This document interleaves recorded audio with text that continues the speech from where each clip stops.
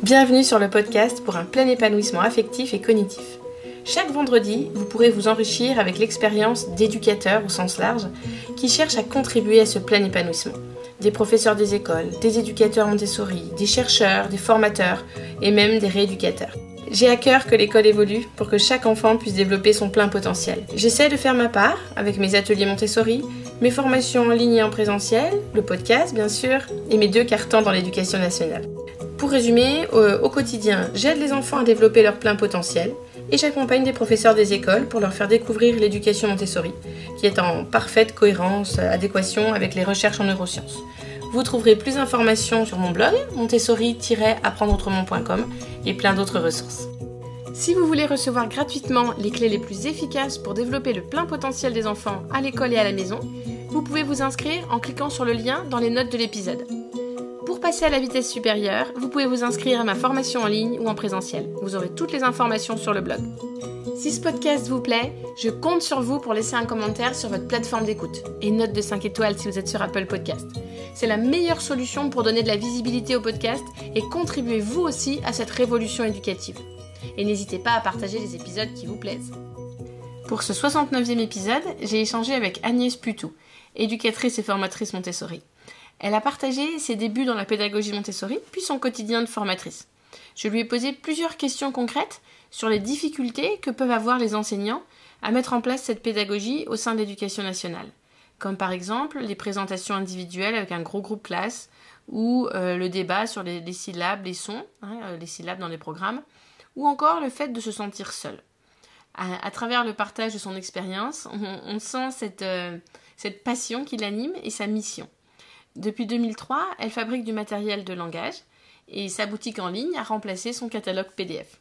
Je laisse place à ma conversation avec Agnès. Bonjour Agnès, bienvenue sur le podcast. Bonjour Céline. Je suis ravie de vous accueillir aujourd'hui. On a longuement échangé par téléphone il y a quelques semaines. Et voilà, j'espère que vous allez... Enfin, mon but, c'est que vous puissiez partager plein de trésors avec mes auditeurs. Est-ce que vous voulez commencer par vous présenter ? Je suis longue, hein, quand je me mets à me présenter, ça peut y passer 1 heure. Non, un petit peu moins. Quand j'étais en stage, je prenais trop de temps Allez-y. À cet exercice de me présenter. Succinctement, donc je suis éducatrice Montessori, j'ai été formée, c'est très historique, donc j'ai commencé à me former en 2000 avec Jacqueline Lefrançois, qui était une institutrice du public, qui a eu un électrochoc en visitant la première école Montessori de France, qui était à Rennes, l'école de Monsieur Lanternier, et qui a eu véritablement un électrochoc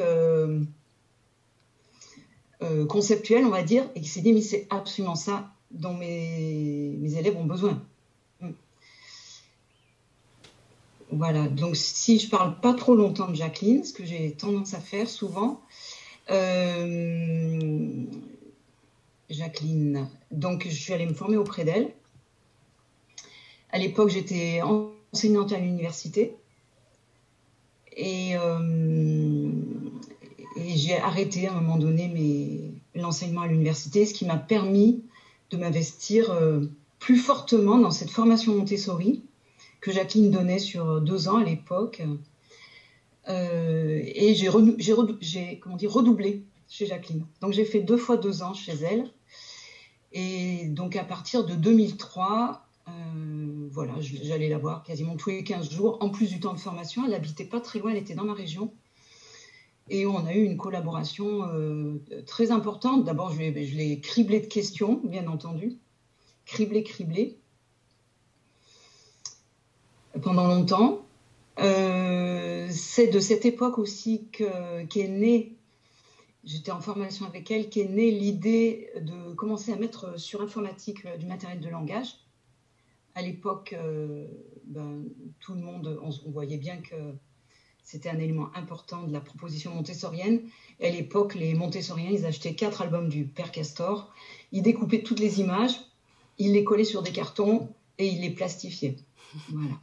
Donc le début de la création d'un matériel de langage pour apprendre de façon naturelle la lecture date de cette collaboration avec Jacqueline. Donc, ça a dû démarrer en 2004-2005, je ne me rappelle plus exactement l'année. Et elle a supervisé mon travail pendant un certain temps. Voilà. Et me présenter. Et suite à cette formation donc, qui a duré 3-4 ans, suite à cette formation, ouais. Vous avez commencé à créer du matériel. Et est-ce que vous étiez en classe avec les enfants? Alors, j'ai créé une petite école Montessori. À la demande de parents. Enfin, d'abord, j'ai créé quelque chose qui est assez classique maintenant, à savoir des ateliers Montessori. C'était en 2004. Et à la suite de ça, il y a des parents qui sont venus vraiment me supplier de créer une structure pour leurs jeunes enfants. Voilà. Donc, j'ai eu une petite structure, une ambiance 3-6 ans, voilà, en plus de remédiation scolaire.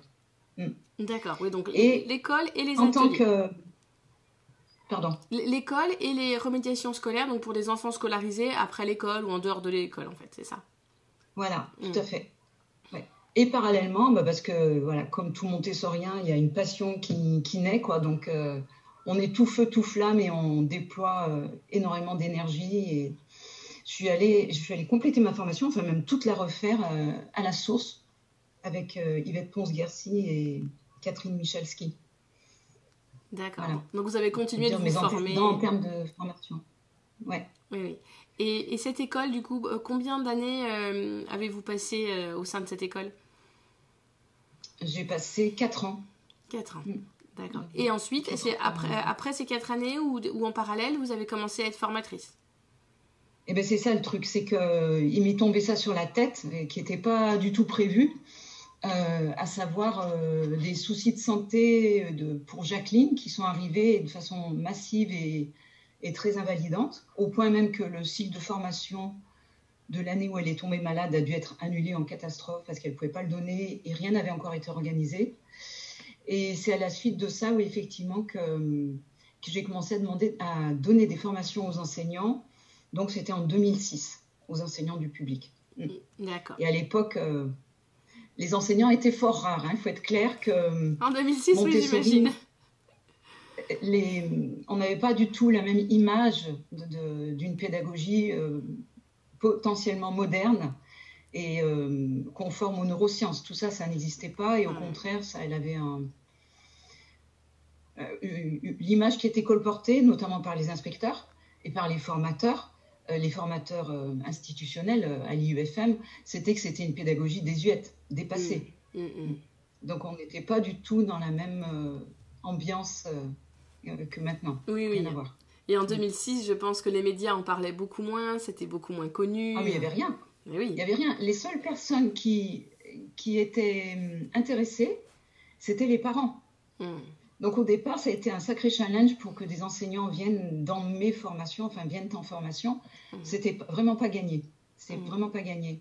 Et ce qui a permis je pense, de mettre le pied à l'étrier, c'est de la chance, forcément, mais c'est que une de mes stagiaires, je pense que c'était je voudrais pas dire des bêtises, il y en a une en 2006, c'était une instite, et il y en a une autre en 2008, et qui a eu la possibilité de mettre en place pendant une année dans sa maternelle, et qu'elle avait le triple niveau, et elle en a été complètement bouleversée, transformée, c'était une expérience extrêmement forte pour elle, et par chance, elle est venue témoigner en stage. Et de voir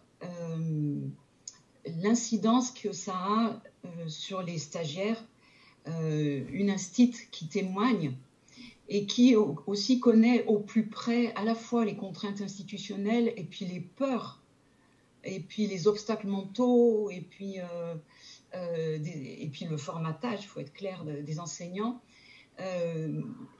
C'était super, ça je pense c'était en 2000, je sais pas quelle année c'était, 2009, 2010 que Bélorène Serella est venue et qu'elle a eu un fort impact sur les stagiaires parce qu'ils se sont dit, Agnès, ce qu'elle dit, c'est de la théorie. C'était un peu comme ça que c'était pris ce que je disais, ce que je transmettais. Et le fait qu'une enseignante témoigne dans le vivant de ce qui se passait dans sa classe et puis les prises de tête qu'on a au départ en se disant mais je vais enlever tous les jouets, mais qu'est-ce qu'ils vont faire mes enfants dans la classe si j'enlève la dinette par exemple, je dis n'importe quoi, mais ça fait partie des thèmes prise de tête pour les enseignants, ou je vais faire une présentation individuelle mais c'est impossible avec 26 enfants, enfin voilà, les questions récurrentes. Le fait qu'une enseignante très calme dise mais oui c'est possible, et oui mais même au bout de 3 mois, mais les enfants ils avaient même plus envie des jeux, je les ai retirés, ils s'en sont même pas rendus compte. Des choses comme ça, c'est extrêmement rassurant. Et je crois que c'est vraiment ça qui a participé au succès des stages et au fait que après il y a eu des... Oui, ça a fait boule de neige, quoi, l'effet boule de neige. Les participants ont dû mettre en pratique, vivre, et voilà, l'effet boule de neige a eu lieu. Oui. Puis je pense qu'il y a un aspect un peu sociologique parce que mes stagiaires les plus pertinentes, pertinentes, je ne sais pas c'est le terme, mais en tout cas les plus engagées dans le processus et qui y sont encore 10 ans plus tard, elles ont mis en place en 2011. Et 2011, c'est l'année où Céline Alvarez a commencé son expérience à Gennevilliers. Personne ne le savait à l'époque, elle n'était pas médiatisée. Mais il semblerait quand même qu'il y ait eu une conjonction culturelle, environnementale, qui a fait que c'est devenu un peu plus possible de pratiquer la pédagogie Montessori dans l'enseignement public. Et c'est à partir de 2011 que le nombre de stagiaires a augmenté ? C'est ça que vous avez... J'ai bien compris ? Je ne suis pas allée dans les statistiques, parce que même les chiffres, je ne les ai pas faits. J'ai été prise par le succès, par l'emballement, et il y a eu très peu de recul en fait sur... j'ai donné plus de 100 stages, ça veut dire plus de 500 journées, j'ai reçu plus de 700 personnes, c'était énorme, c'était gigantesque. Mais c'est clair que dans ma mémoire, pas que dans ma mémoire, il y a eu une sacrée promotion en 2011, qui est toujours sur le terrain, qui pratique encore dans sa classe, multiniveau, 3-6 ans, maternelle, et qui est digne, à mon sens, de ce qu'on voit dans les écoles Montessori privées, en termes d'ambiance de classe, de bien-être des enfants et de développement sur tous les plans des enfants, tant sur le plan cognitif que sur le plan social et le plan, je dirais, de l'être, c'est-à-dire de l'épanouissement. Mais je ne suis pas étonnée que 10 ans après, ces personnes continuent, parce qu'une fois qu'on a découvert la pensée de Maria Montessori, on ne peut plus revenir en arrière, c'est pas possible. Non, ça c'est très clair, on ne peut pas revenir en arrière. Non, une fois que le pas a été fait. Presque le plus dur, c'est de faire le pas. Oui, il y a des gens qui ont besoin de plus de temps, et voilà, qui avancent à leur rythme. Et, oui, bien sûr.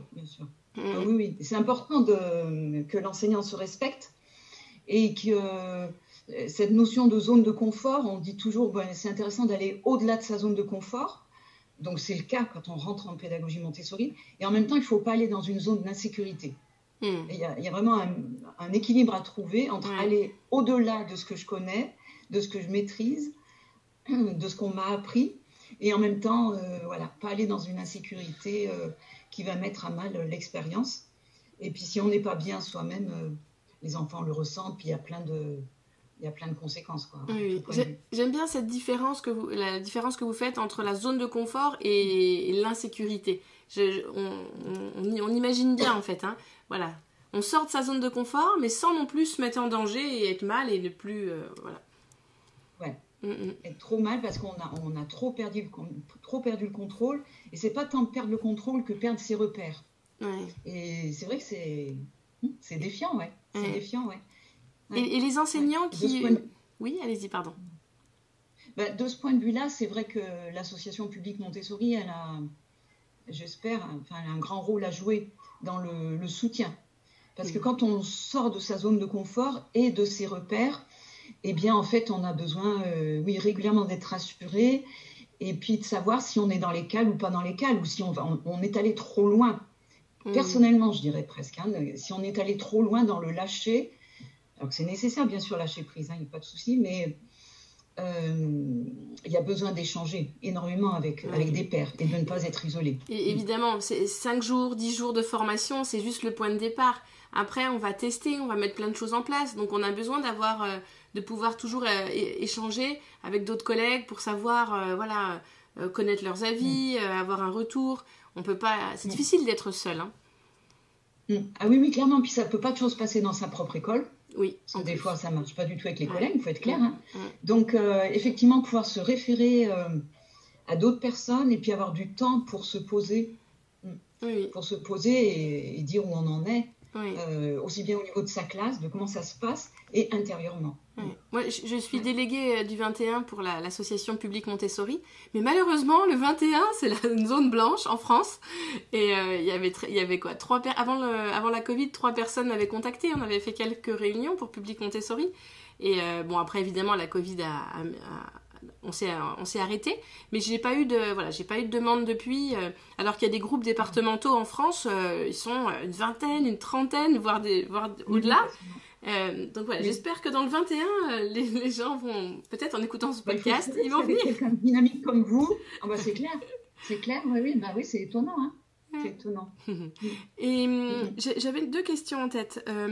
Quand des enseignants ont peur de mettre en place la pédagogie Montessori dans leur classe du public, souvent, j'ai l'impression que la crainte qui revient le plus souvent, c'est oui, mais est-ce que je vais respecter les programmes? Quand je vais avoir la visite de mon inspecteur, est-ce que je vais être dans les clous? Est-ce que je vais pas me faire taper sur les doigts? Et est-ce que ça, c'est une crainte que vous observiez souvent pendant vos formations? Est-ce que c'était la crainte principale ou est-ce qu'il y en avait d'autres? Non, forcément, cette crainte, elle est récurrente. Je crois que je l'éliminais assez vite, peut-être trop vite. Bon, ces thèmes classiques là, de correspondance avec les programmes officiels, c'est un travail qui a été fait X fois par X personnes. Je pense qu'il y a quelque chose qui est publié sur le site de Public Montessori. Marguerite Morin s'y est attelée aussi. Une de mes anciennes stagiaires, elle s'y est attelée, elle a fait ça dans ses livres. Voilà, c'est un travail qui a été fait. Il n'y a pas besoin d'inventer la poudre pour faire cette correspondance. Les enfants de maternelle 3-6 ans, ils vont au-delà des attendus institutionnels. Quel que soit leur niveau, entre guillemets, ou leur difficulté de départ, de toute façon, dans tous les cas, les enfants vont au-delà des attendus institutionnels. Donc, ça, c'est pas vraiment un souci. Enfin, c'est pas ça le... Après, la parole de l'inspecteur, là, c'est un travail personnel. L'inspecteur, il n'a pas de pouvoir sur l'enseignant. Il peut être dévalidant, il peut être dévalorisant dans le pire des cas. En même temps, il est là un jour. Éventuellement, on n'a pas une très bonne note, mais voilà, ça change pas grand-chose. Donc en fait, le pouvoir de l'inspecteur, il est minime sur notre pratique de classe. Est-ce que ça serait alors plutôt le regard des collègues qui va être plus quotidien que la visite de l'inspecteur une fois de temps en temps? Ah oui. Donc par rapport au regard de l'inspecteur, j'aurais tendance à inciter les personnes à se faire coacher ou, je ne sais pas, à recevoir de l'écoute empathique ou des marques de soutien ailleurs qu'avec leur inspecteur. Parce que ce n'est pas garanti avec l'inspecteur. Les inspecteurs, ils sont très multiples par rapport aux expériences faites en classe. Il y en a qui sont enchantés, puis il y en a d'autres qui vont tout casser. Il faut le savoir. Donc, ce n'est pas pour l'inspecteur qu'on bosse. Ce n'est pas pour l'inspecteur qu'on met tout en cause de notre pratique. C'est pour redonner du sens à notre métier, c'est pour que les enfants soient plus heureux et pour qu'on propose quelque chose de plus adapté au petit être qu'on a en face de nous. Et alors, est-ce que c'est le regard des collègues? Effectivement, le regard des collègues, là, il y a, je ne sais pas comment ça s'appelle, un angle... Non, ce n'est pas un angle mort, il y a une faiblesse. Enfin, il y a une faiblesse, ou je ne sais pas comment ça peut s'exprimer. Il y a un point faible. Effectivement, si ça ne se passe pas bien avec les collègues, les choses peuvent devenir compliquées, très compliquées. Ne serait-ce que pour avoir le multi-âge, ne serait-ce que pour avoir les 3 niveaux. Oui. Complètement. Ah oui, complètement. C'est... Là-dessus, oui. Pour moi, le frein, il est plus là. Il est plus là qu'ailleurs. Effectivement. Il est plus là. Un jour, Donc, il y a des personnes qui ont peut-être plus de capacité diplomatique que d'autres.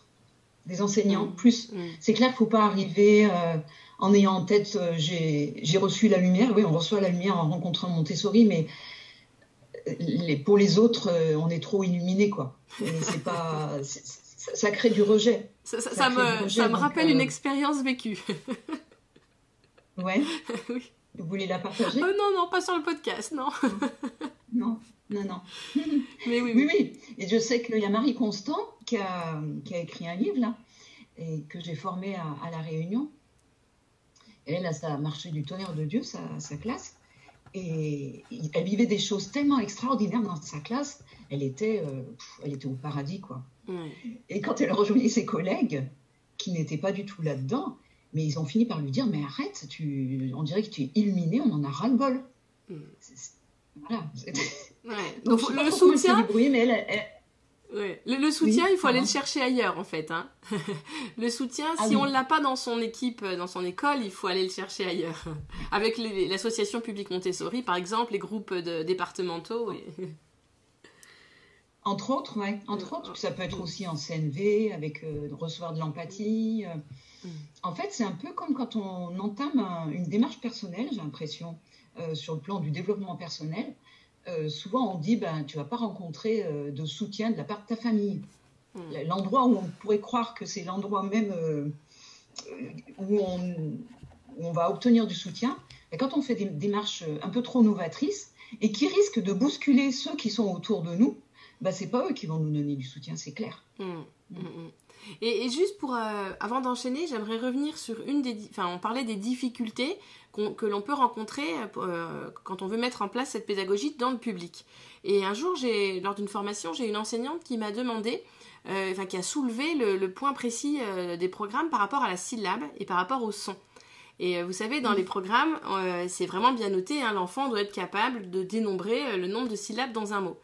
Et en Montessori, on ne travaille pas la syllabe. Donc concrètement, que répondiez-vous à vos stagiaires quand ils vous posaient cette question? Est-ce que je le fais juste pour répondre au programme ou alors je coche que c'est fait et alors qu'on l'a pas fait? C'est ça. Vous hochez la tête pour les auditeurs qui ne vous voient pas. Voilà. C'était ça votre réponse? C'est plus de cet ordre-là et voir, peut-être on en a parlé au téléphone, je ne me rappelle plus, une préparation 3 mois avant qu'il passe au CP. Voilà, ça fait partie du genre de préparation qu'on va faire pour que l'enfant intègre le mieux possible un CP plus traditionnel. Mais on ne va pas l'encombrer avec des demandes institutionnelles qui n'ont pas de sens et qui vont détourner son attention de l'essentiel, à savoir qu'un mot n'est pas composé de syllabes, il est d'abord composé de phonèmes. L'unité sonore minimale, la plus petite, c'est le phonème, et ce n'est pas la syllabe. Oui, donc en gros, vous ne perturbiez, vous conseillez à vos stagiaires de ne pas perturber les enfants avec les syllabes, mais quelques mois avant de passer au CP, allez, on le fait, comme ça, ils ont entendu, voilà, ils en ont entendu parler, ils savent ce que c'est, et il n'y a pas de souci. D'accord. Oui. D'accord. Oui. Et moi j'ai beaucoup de soucis là, avec les grandes sections dont je m'occupe une journée par semaine, c'est avec le nom des lettres. L'enseignante des 3 autres jours passe beaucoup de temps sur le nom des lettres. Et alors j'ai trouvé assez intuitivement une solution pour leur faire comprendre que c'est le son des lettres qui compte et pas le nom. Mais sans dévaloriser le travail de ma collègue, je peux pas leur dire non, l'autre maîtresse vous dit le nom de lettre, c'est le son qui compte. Alors du coup j'essaie de leur faire prendre conscience. Je dis par exemple Tom, quand ta maman t'appelle, elle dit pas Tom, viens mettre elle dit pas T-O-M V-I-E-N-T, mettre la table, j'épelle tout.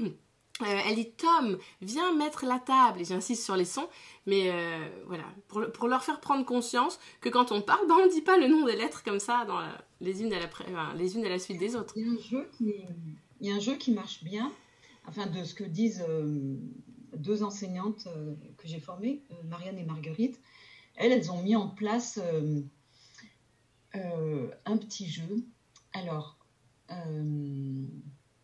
je ne sais pas trop à quel moment elles le font, puis je pense qu'au cours de leurs années, elles varient leur dispositif, donc il faut être clair, je ne sais pas si c'est le matin en entrant dans la classe ou si c'est à la fin de la matinée, peu importe. En tout cas, c'est dans un moment où les enfants sont ensemble, où on est regroupés ensemble. Et ça s'apparente aussi à un jeu Montessori qui est en lien avec le silence. Enfin bon, bref. Et elles appellent les enfants et elles égrènent les phonèmes de leur prénom. Et une fois qu'elle a égrené les phonèmes qui constituent le prénom Philomène, par exemple, elle va dire tout doucement F, I, U, O, M, N. Philomène peut se lever et aller soit, parce que c'est l'heure des mamans, soit partir faire une activité. Voilà. Et ça, c'est un jeu dont elles m'ont témoigné qui fonctionne hyper bien et où là, l'enfant, il voit qu'effectivement, les mots sont composés de phonèmes et non pas les syllabes. C'est un regroupement de phonèmes, mais... Et c'est intéressant. Et c'est une pratique qu'elles font quotidiennement. Donc, c'est quelque chose qui rentre dans les usages de la classe. J'ai mal choisi mon exemple en disant « Tom, viens mettre la table ». En général, je dis « Tom, à table ». Et comme ça me permet, la phrase est plus courte et ça me permet de dire le nom de chaque lettre. Tout à l'heure, vous avez dit, j'aimerais vous revenir sur ce que vous avez dit tout à l'heure par rapport aux présentations individuelles. Quand une enseignante panique et se dit « Je ne peux pas faire de présentation individuelle, j'ai 26, 28 élèves dans ma classe », quelle est votre réponse ?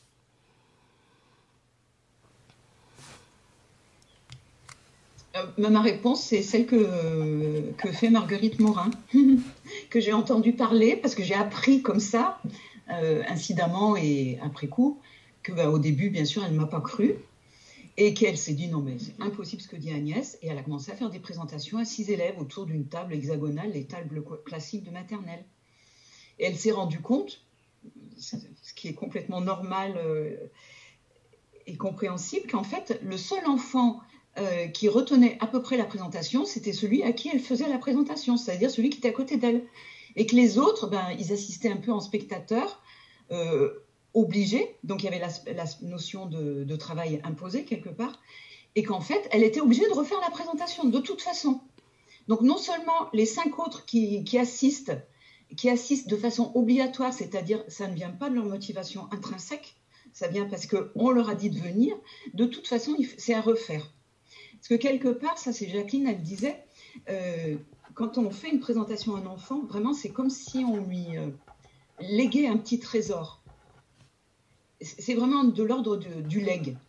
Et pour qu'il se sente concerné, il faut que ça s'adresse à sa personne. Et ça fait partie des éléments importants de la présentation. La présentation, c'est de la technique, c'est des gestes très épurés, lents, etc. Un nombre mesuré de paroles. Bon, il y a tout cet aspect-là des choses. Mais c'est d'abord, avant tout, avant la technique, c'est d'abord une mise en lien avec l'enfant. C'est une mise en lien avec un être. Je faisais pareil quand j'étais en stage avec la stagiaire qui était à côté de moi. Je dis là parce qu'il y avait plus de femmes que d'hommes. Il y a eu quelques hommes quand même avec nous, heureusement. Donc, comment il s'appelle ? Bon, il est au CA maintenant de Public Montessori. Non, pas Yannick. Non. Bon, bref. Et la présentation, c'est d'abord... se mettre en lien avec la personne et l'enfant et vérifier son taux de disponibilité. Et puis, en fait, établir un lien. Donc, qui est souvent d'abord par l'échange verbal. Et dans le non-verbal, nous, on ressent son état d'être. On ressent, et notamment son état de disponibilité, sa motivation, son taux de motivation. Est-ce qu'il est là parce qu'on lui a dit « Allez, viens, je vais te faire une présentation » ou est-ce parce qu'il kiffe complètement, il est impatient de recevoir. Voilà, le taux de disponibilité à recevoir. Parce qu'une présentation, c'est vraiment recevoir quelque chose. Ouais. Et la crainte pour recevoir, il faut être en capacité de recevoir. Oui. Mais la crainte des enseignants, c'est de perdre, à mon avis, un peu la maîtrise du groupe en travaillant avec un seul enfant à la fois. C'est ça, en fait, qui leur fait peur. Oui, mais c'est le prix à payer pour être en relation en fait avec chaque enfant et en relation finalement extrêmement nourrissante pour les deux, pour l'enfant comme pour l'enseignant. J'ai des enseignants qui m'ont dit avant de passer en Montessori, j'avais affaire à un troupeau de lapins j'avais affaire à une masse de lapins, c'est-à-dire que le groupe classe devient une véritable entité et on perd de vue complètement l'individualité. À un moment tellement propice, tellement crucial, le 3-6 ans, où il se passe tellement de choses en termes développementaux pour l'enfant, on perd ça. et on est face à un groupe qu'on gère comme on peut. Donc effectivement, là-dessus, je dirais perdre le contrôle sur ce qui se passe sur le groupe classe, je crois que c'est le prix à payer pour développer, pour trouver une relation j'ai même de pas qualité, de Ah oui, qualité, mais c'était peut-être pas exactement ça que vous vouliez dire. Oui, il y a l'aspect qualité et il y a l'aspect aussi pertinence pédagogique, Ouais. finalement. Efficacité, c'est pas un mot très joli, mais d'efficacité quand même derrière. Voilà, si on veut. C'est pas très beau, Si mais... on veut efficacité, oui, finalement, l'efficacité, elle passe par le lien. Ouais. Oui. Et par la perception d'où en est l'enfant, ouais. Sur tous les plans, hein, que ce soit cognitif, émotionnel, physique même. Un enfant trop fatigué, il n'est pas en capacité de recevoir une présentation. Oui. Oui, c'est pour ça qu'en 3-6, les présentations sont individuelles et on ne peut pas, on ne peut pas présenter le même matériel à 6 enfants, surtout à 3-4 ans. Leurs fonctions exécutives ne sont pas suffisamment développées, ils vont pas avoir la patience d'attendre et de retenir les gestes, c'est juste impossible en fait. Oui. Et puis en plus, presque je dirais que 26 enfants, 26 présentations différentes. Oui. Pour un même matériel, vissé, dévissé, verser de l'eau, peu importe. Y a cette notion, effectivement, je me rappelle, les enseignants, les premiers jours, ils se disent, oula, mais comment je vais faire? Ils font des calculs dans leur tête à se dire, oula, attends, il y a tant de matériel, tant de plateaux, j'ai 26 enfants, donc il va falloir que je fasse une multiplication, là, 26 enfants multipliés par tant de plateaux ou tant de matériel. Donc, par jour, je peux en faire du style 10 présentations, ou je ne sais plus combien. Donc, enfin voilà, qui font des calculs comme ça. Et quelque chose d'assez mécaniste. Or, en fait, une présentation, pour qu'elle passe, en fait, elle est tout sauf mécanique. Oui. Donc, jusqu'à présent, j'ai parlé de la disponibilité de l'enfant, qui peut ne pas être disponible, mais il y a aussi la disponibilité de l'enseignant. C'est-à-dire que l'enseignant, s'il est fatigué, s'il a fait déjà 3 fois dans la journée verser de l'eau, et puis que là... pour X raisons, il est fatigué ou il en a marre de faire cette présentation ou je ne sais quoi, mais il vaut mieux qu'il diffère. Il vaut mieux qu'il diffère, même si l'enfant lui demande, ben oui, je te montrerai demain. Donc il y a vraiment quelque chose, vraiment de la disponibilité et de celui qui donne et de celui qui reçoit, qui est important à prendre en compte. On ne peut pas faire un calcul, tant de présentations par jour, de telle heure à telle heure, non, ça ne marche pas comme ça.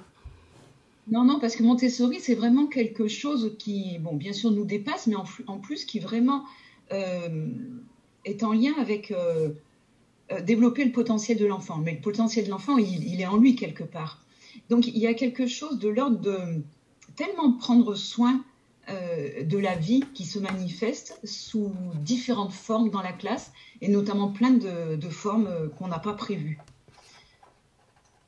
Et concevoir les présentations sous une forme mécanique, il faut que j'en fasse 12 par jour, une toutes les demi-heures ou je ne sais quoi, ça tue la vie. Ça fait partie, comme l'intervention de l'adulte sur un enfant qui fait pas bien, qui manipule pas bien le matériel, c'est des éléments qui tuent la vie. Or, nous, ce qu'on cherche en Montessori, c'est à préserver la vie et au contraire à ce qu'elle se déploie et qu'elle s'ouvre et qu'elle se manifeste dans toute son ampleur. Et souvent bien au-delà de tout ce qu'on peut imaginer. J'aimerais que vous partagiez avec les auditeurs ce qui vous a le plus marqué en tant que formatrice. Qu'est-ce qui vous a... pourquoi vous aviez envie de vous lever le matin juste avant une formation? Qu'est-ce qui... je crois avoir compris lors de notre échange téléphonique que vous preniez beaucoup de plaisir à former des enseignants. Qu'est-ce qui vous motivait?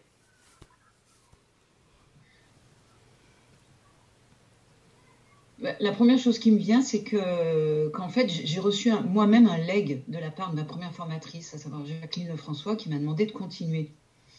Et ça, c'était un legs presque, je dirais, inconscient, quoi.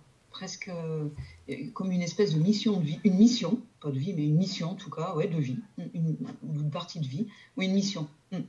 Et que j'ai honoré, voilà. Le plus que j'ai pu, le mieux que j'ai pu, et je crois que c'est ça qui me faisait lever.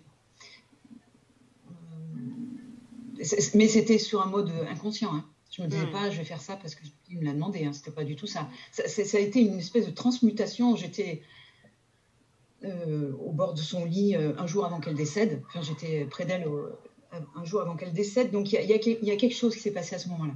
Voilà. Donc, je pense que c'est beaucoup ça. Puis après, c'était énorme ce qui se passait en stage. C'était énorme en termes de révélation. Ça a changé des personnes. Ça les a changés à l'intérieur. Et c'est ça que vous aimiez constater, que vous aimiez observer, cette transformation intérieure? Non. Non. Non, parce que on la voit pas. Quand on est en stage, on rame. C'est dur en stage. C'est super dur. On se coltine toutes les résistances, toutes les peurs des enseignantes. Et au contraire, enfin, moi, il y a des fois, j'étais complètement découragée. Le soir, je me disais, mais j'arrive pas à transmettre, quoi. Ou je sais pas, ou ça passe pas, ou elles ont rien compris. Et c'est plutôt après coup. C'était les mois après, voire les années après. Des fois, soit elles me recontactaient, soit elles revenaient en stage, soit j'avais des nouvelles. Enfin bref, d'un coup, je me disais, oh là là, il s'est passé quelque chose. Mais sur le coup, non, on se rend compte de rien. C'est un travail invisible. Et peut-être un peu, là aussi, comme un enseignant face à un enfant. Un enseignant, il montre verser de l'eau, et puis l'enfant, après, il met de l'eau de partout, il casse les pichets, le plateau tombe par terre, c'est une catastrophe. On se dit, mais qu'est-ce que j'ai fait, quoi?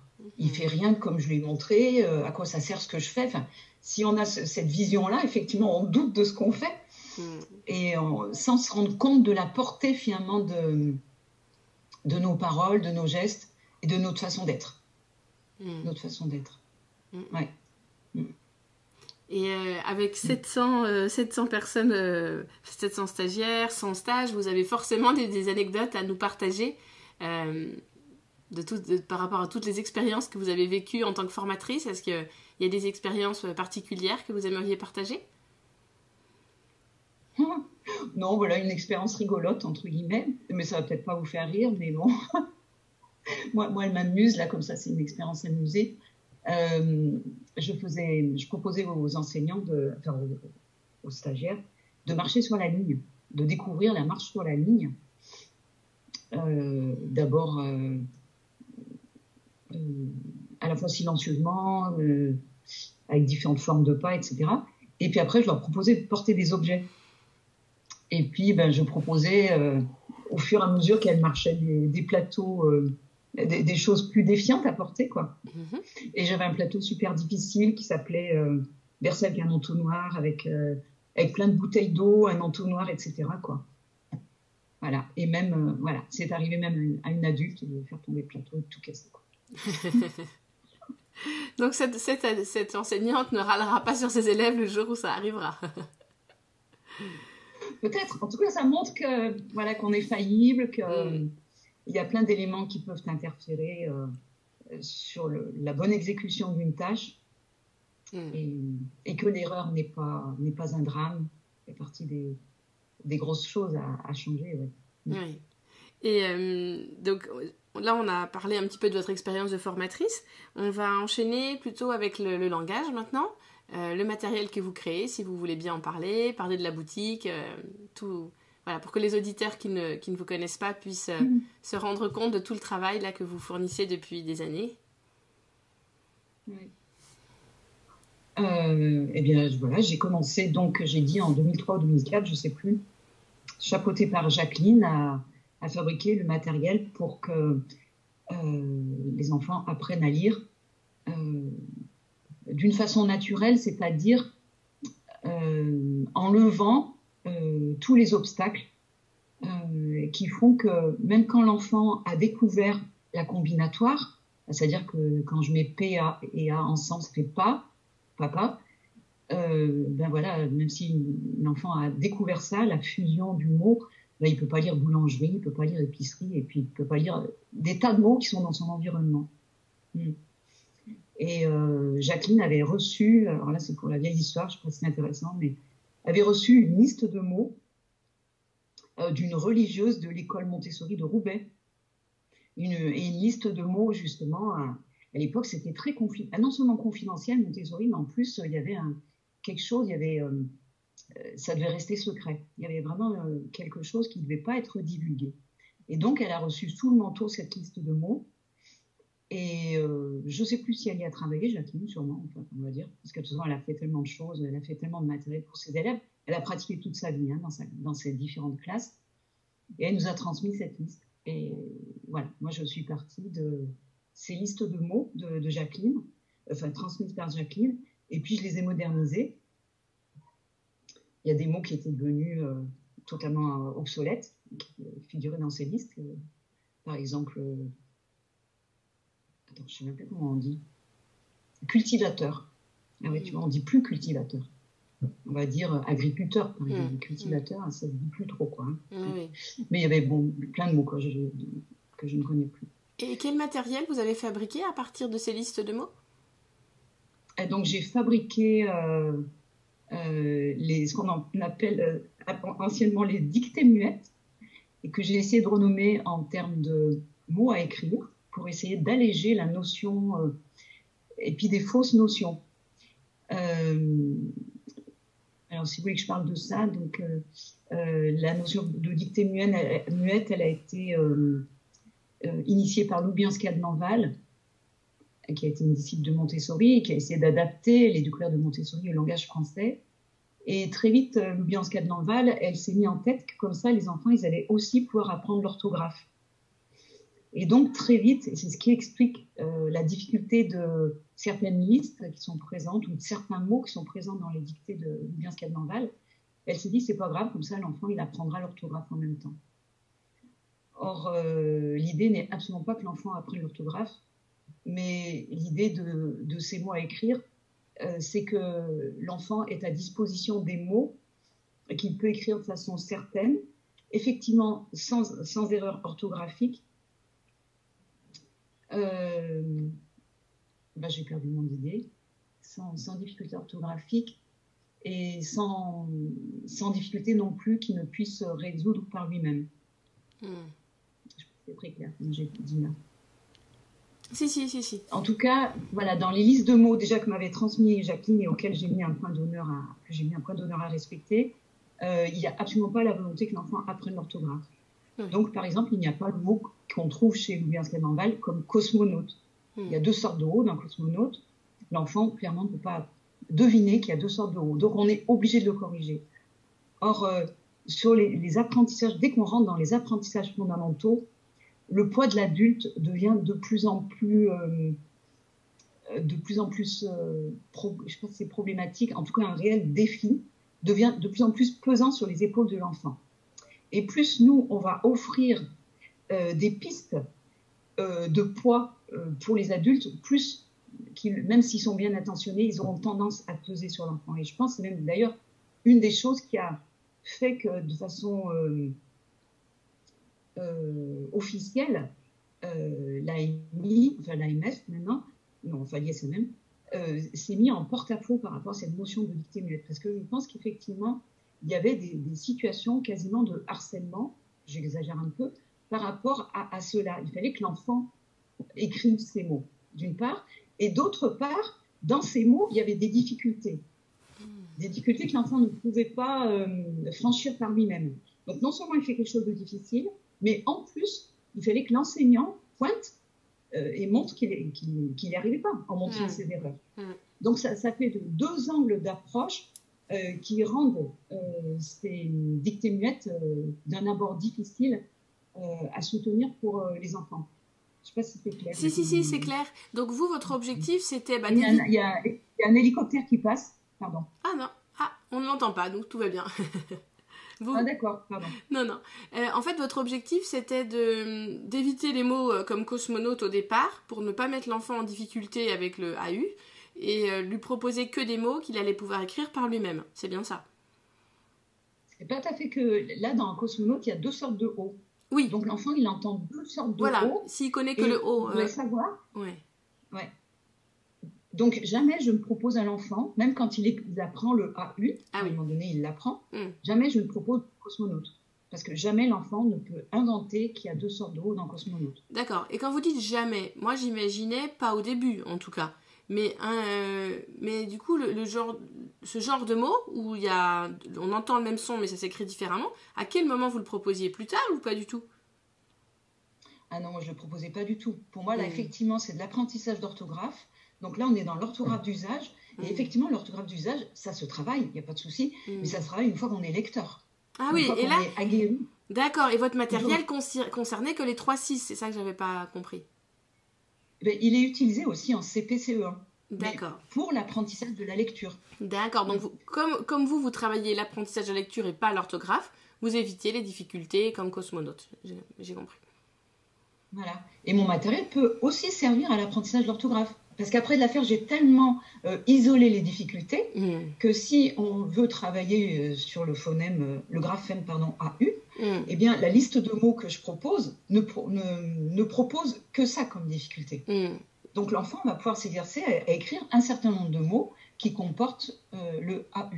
D'accord. Et l'orthographe d'usage qui mêle les différentes graphies d'un phonème, ça, c'est une étape encore après. Oui.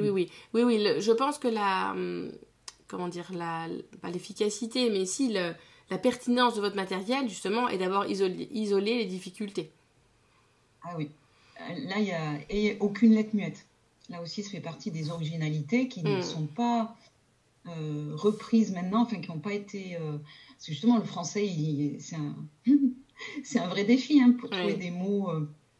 sans lettres muettes et sans phonème ou graphème complexe, ou alors un seul phonème que je veux étudier ou un seul graphème que je veux étudier, effectivement, c'est des années de travail pour arriver à ça. Oui, donc depuis 2003, donc ça fait quoi, 17 ans, vous avez fabriqué du matériel sur l'ordi directement, et donc là aujourd'hui, ou dans quelques jours, j'ai vu l'info sur Facebook, vous allez ouvrir une boutique en ligne, c'est bien ça? Voilà, j'ouvre une boutique en ligne parce que pour continuer à diffuser ce matériel. C'est une démarche difficile pour moi. Jusqu'à présent, j'avais donc un catalogue en PDF. Et puis, c'est tellement... ça correspond tellement plus aux usages modernes que de consulter un catalogue en PDF, remplir un fichier Excel. Tout ça, c'est tellement lourd. Les gens, ils ont tellement l'habitude de remplir des paniers que... Voilà, il a fallu mettre beaucoup d'énergie. Elle sort demain, cette boutique. C'est un travail encore conséquent. Eh bien, on verra ce que ça donne. En tout cas, c'est pour le rendre plus accessible. C'est ça le but. Oui. Le jour de la publication de cet épisode, donc c'est dans 4-5 semaines. Du coup, j'ai 4-5 épisodes d'avance. Du coup, la boutique sera déjà en ligne. Elle sera déjà en ligne, oui. Ouais. Et il me semble que vous n'avez pas fabriqué que du matériel de langage. Vous avez aussi exploré les mathématiques, la géométrie, j'ai vu plein d'autres choses dans le catalogue en PDF. Ah oui, mais en fait, en Montessori, on appelle langage tout ce qui est conceptuel, en fait. Ah oui, d'accord. Donc, quand vous dites langage, les cartes de nomenclature de géométrie, vous appelez ça langage quand même? Ah oui, complètement. Oui. D'accord. Complètement. Oui, parce que c'est d'abord du concept, c'est d'abord des phrases qu'on lit, qu'on réussit ou pas à comprendre. La géographie, c'est d'abord du concept. Ouais. D'accord. Donc, du coup, vous avez fabriqué beaucoup de matériel. Voilà. Pas que l'écriture, pas que le langage écriture-lecture. Ah oui, je n'avais pas compris. Pétard. Ça me fait penser qu'effectivement, j'ai appelé la boutique Langage Montessori parce que quand on est... Voilà, pour moi, c'était une évidence que la géométrie, c'était du langage, la zoologie c'est du langage, la botanique c'est du langage, Et c'est pour ça qu'on est autant transversal en Montessori et que même si on fait de la géométrie, on travaille le langage, quoi. C'est pour ça que cette notion de transversalité est si simple en Montessori. Et le matériel que vous allez proposer sur votre boutique, du coup, ce n'est pas que pour les 3-6, il y a du matériel pour les 6-12 aussi, si j'avais vu. Oui. Tout à fait, oui. Notamment les nomenclatures de botanique, de géométrie, du matériel de grammaire, de conjugaison, voilà. D'accord. Et puis même mon matériel de lecture, c'est vrai qu'il sert régulièrement aussi pour les enfants, je dirais niveau CP-CE1, que ce soit en école publique ou en école Montessori. D'accord. Il est très systématique, il est très ciblé, et puis l'enfant il a le choix, donc il peut prendre n'importe quelle poche. Quand je dis n'importe, il n'y a pas d'ordre, il n'y a pas une gradation. Il va travailler une difficulté en particulier Voilà, il n'est pas obligé de faire toute la série, surtout s'il est déjà avancé et qu'il est déjà débrouillé. Il y a peut-être juste quelques points à revoir. Donc, il y a cette possibilité aussi d'isoler sur quoi il va travailler. D'accord. Et bien, si vous voulez bien, Agnès, on va terminer avec une citation, un livre, et soit un coup de cœur, soit un coup de gueule. Alors, la citation, peut-être, pour commencer ? Alors, la citation, pour moi, c'est... elle était présente sur le site de formation, elle l'est toujours d'ailleurs. L'intelligence ne peut être menée que par le désir. Pour qu'il y ait désir, il faut qu'il y ait plaisir et joie. L'intelligence ne grandit et ne porte de fruits que dans la joie. La joie d'apprendre est aussi indispensable aux études que la respiration au coureur. Aussi indispensable. Cette notion, pour moi, qui rejoint complètement cette notion de motivation intrinsèque, c'est essentiel. Voilà. La joie d'apprendre est aussi indispensable aux études que la respiration au coureur. Ça dit, hein, c'est fort. C'est fort. Donc, quand je parlais de cultiver la vie dans la classe, c'est cultiver la joie, hein, en fait. Et est-ce qu'il y a un livre que vous aimeriez partager ? Ça va être difficile de trouver un livre qui n'a pas été cité, hein, parce que... Exactement. Donc, je vais absolument pas être novatrice. Moi, je vais plutôt dire pour d'éventuelles personnes qui ne connaîtraient pas bien la pédagogie Montessori comme initiation, voilà, de lire L'Enfant de Maria Montessori.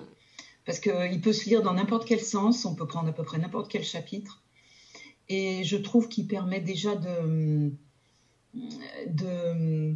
commencer à changer son regard sur l'enfant. Commence à... Voilà. Il permet d'introduire à cela d'une façon assez désuète et légère. Voilà, c'est pas un livre prise de tête. Je lis un chapitre, je m'en vais. J'en lis un autre, n'importe lequel qui m'attire par thème. Et en même temps, voilà. On commence à aborder...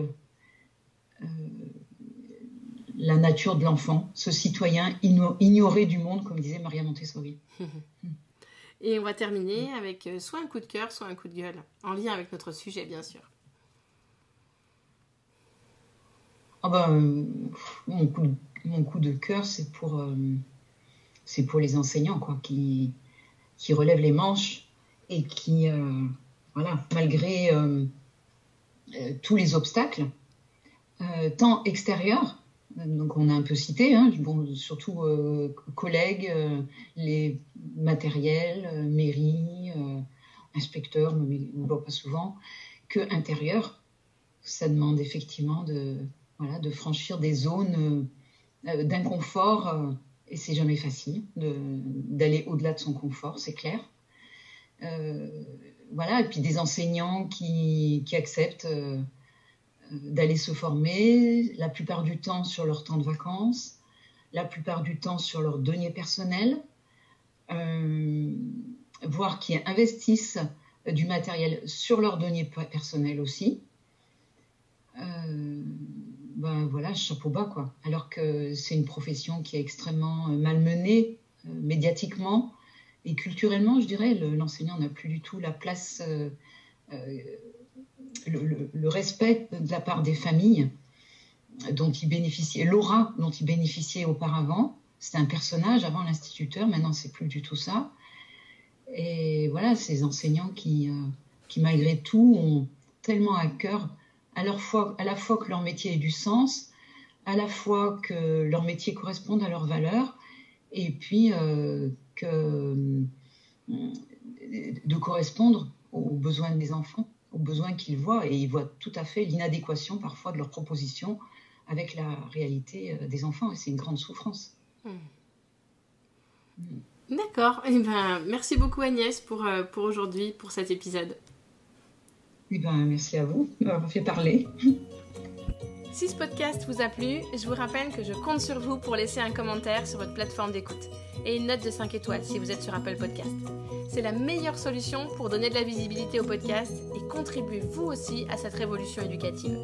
Et n'hésitez pas à partager les épisodes qui vous plaisent. À la semaine prochaine!